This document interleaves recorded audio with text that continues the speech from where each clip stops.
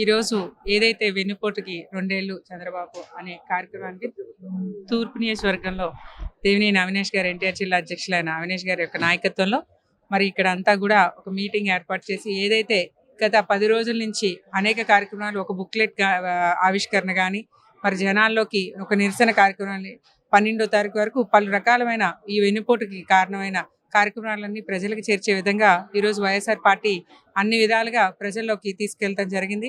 గత 2 ఏళ్లుగా ప్రజలకి ఇచ్చిన హామీలు సూపర్ 6 అనే హామీల్లో ఏ ఒక్కటి కూడా ప్రజలకు అందజేయకుండా అబద్ధాల హామీ మోసపూరితమైన రాజకీయాలు చేస్తూ ఈరోజు గద్దెనెక్కిన చంద్రబాబు నాయుడు గారికి ఇది కొత్త కాదు.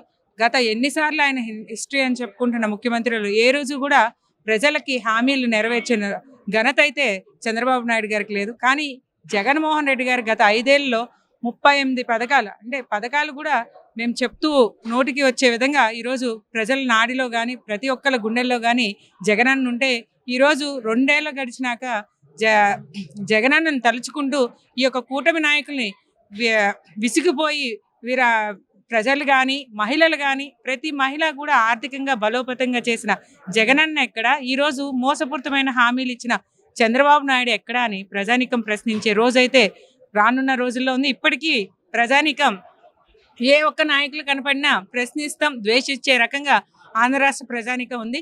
ప్రతి ఒక్కటి కూడా ఆంధ్ర రాష్ట్రంలో ప్రతి ఇన్సిడెంట్ కూడా రాజకీయంగా చేసుకుంటున్నారు తప్ప ప్రజలకు ఏ రకంగా కూడా ఉపయోగకరంగా ఈ యొక్క కూటమి ప్రభుత్వం లేదు. ఏ ఒక్క హామీలు కానీ మరి కూటమి ప్రభుత్వంలో మహిళలపై అన్ని అత్యాచారాలు జరుగుతున్నా మరి హోమ్ మినిస్టర్ శాఖ ఒక మహిళ ఉండి ఆమె జగన్మోహన్ రెడ్డి గారి గురించి మాట్లాడుతుంది తప్ప ప్రజానికానికి ఇబ్బంది పడుతుందా? ఇప్పుడు దాకా చూసుకునే ఏ మీటింగ్లో కూడా జగన్ గారిని ద్వేషిస్తూ మాట్లాడితే తప్ప మరి మహిళలపై ఇన్ని అత్యాచారాలు జరుగుతున్నాయి. మహిళలకు ఇచ్చిన హామీలు ఏవైనాయి?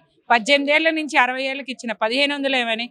ఉచిత బస్సు ఇచ్చి మహిళలకి బస్సులు కొరత పెరిచి మరి వాళ్ళు తన్నుకునే విధంగా మహిళలకి ఇబ్బంది కలిగేలాగా చేసిన ఎన్డీఏ కూటమి యొక్క చంద్రబాబు నాయుడు వెన్నుపోట గురించి ఈరోజు మా యొక్క సదస్సు జరిగింది.